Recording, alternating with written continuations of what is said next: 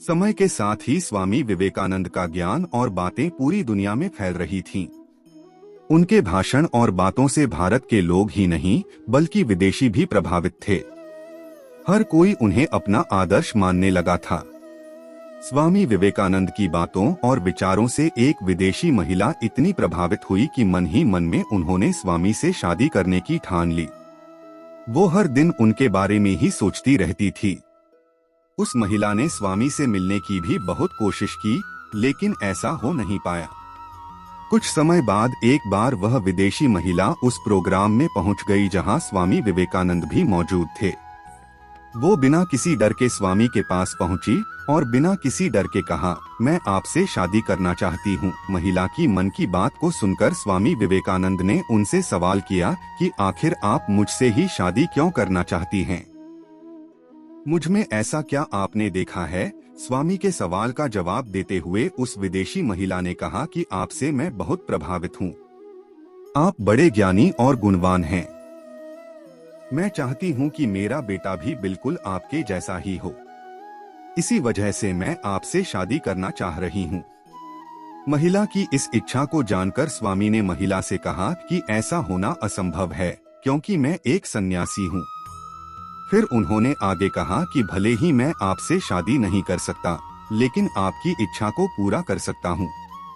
महिला ने स्वामी से पूछा कि वो कैसे होगा। स्वामी विवेकानंद ने कहा कि आप मुझे ही अपना बेटा मान लीजिए और आपको माँ मान लेता हूँ। ऐसा करने से आपको मेरे जैसा ही बेटा मिल जाएगा। स्वामी विवेकानंद की बातों को सुनते ही महिला उनके पैरों पर गिर गई। उसने आगे कहा कि आप सचमुच बहुत बुद्धिमान हैं। मुझे आप पर गर्व है। ऐसा करके स्वामी विवेकानंद ने खुद को अच्छा पुरुष साबित किया और सच्चे पुरुषार्थ का उदाहरण दिया। असली पुरुषार्थ वही होता है जब पुरुष के मन में नारी के लिए माँ जैसा सम्मान का भाव होता है। कहानी से सीख, हर पुरुष को महिला को सम्मान के भाव से देखना चाहिए। ऐसा माना भी गया है कि जहाँ महिला का सम्मान होता है वहाँ देवता का वास होता है। एक बार गौतम बुद्ध शाम के समय कुटिया के बाहर शिष्यों के साथ बैठे थे। तभी वहाँ एक कबूतर का जोड़ा उड़ता हुआ आ गया। उन्हें देखकर महात्मा बुद्ध को एक कहानी याद आई और उन्होंने शिष्यों को कहानी सुनना शुरू किया। एक पेड़ पर एक कबूतर और कबूतरी रहते थे। कुछ समय बाद कबूतरी ने उसी पेड़ की टहनी पर 3 अंडे दिए। एक दिन कबूतर और कबूतरी दोपहर के समय खाना ढूंढते हुए कुछ दूर निकल गए। तभी कहीं से एक लोमड़ी आ गई। वह भी भोजन की तलाश में पेड़ पर चढ़ी। जहां उसे कबूतर के अंडे मिल गए और वो अंडों को खा गई। जब कबूतर का जोड़ा वापस आया तो अंडे न पाकर बहुत परेशान हो गया। दोनों को बहुत बुरा लग रहा था। उनका मन टूट सा गया। तभी कबूतर ने निश्चय किया कि अब वह घोंसला बनाएगा ताकि फिर कभी उसके अंडे कोई न खा जाए। कबूतर ने अपने निर्णय अनुसार तिनके इकट्ठे करके घोंसला बनाना शुरू किया, पर उसे एहसास हुआ कि उसे तो घोंसला बनाना आता ही नहीं है। तब उसने मदद के लिए जंगल के दूसरे पक्षियों को बुलाया। सभी पक्षी उसकी मदद के लिए आ गए और उन्होंने कबूतर के लिए घोंसला बनाना शुरू किया। पक्षियों ने अभी कबूतर को सिखाना शुरू ही किया था कि कबूतर ने बोला कि अब वो घोंसला बना लेगा। उसने सब सीख लिया है। सभी पक्षी यह सुनकर वापस चले गए। अब कबूतर ने घोंसला बनाना शुरू किया। उसने एक तिनका इधर रखा, एक तिनका उधर।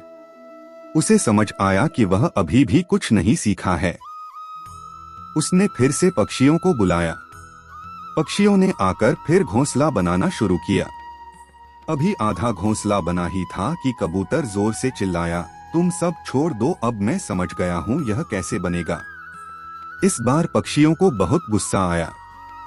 सारे पक्षी तिनके वहीं छोड़कर चले गए। कबूतर ने फिर कोशिश की पर उससे घोंसला नहीं बना। कबूतर ने तीसरी बार पक्षियों को बुलाया, लेकिन इस बार एक भी पक्षी मदद के लिए नहीं आया और आज तक कबूतर को घोंसला बनाना नहीं आया।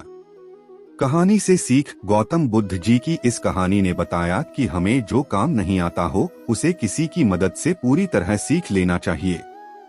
जो काम नहीं आता हो उसे जबरदस्ती करने का दिखावा नहीं करना चाहिए, क्योंकि मदद करने वाला व्यक्ति 1 या 2 बार तो आपकी मदद करेगा, लेकिन हर बार नहीं। इसलिए किसी की मदद का सम्मान करते हुए वह काम पूरी निष्ठा के साथ सीखना चाहिए।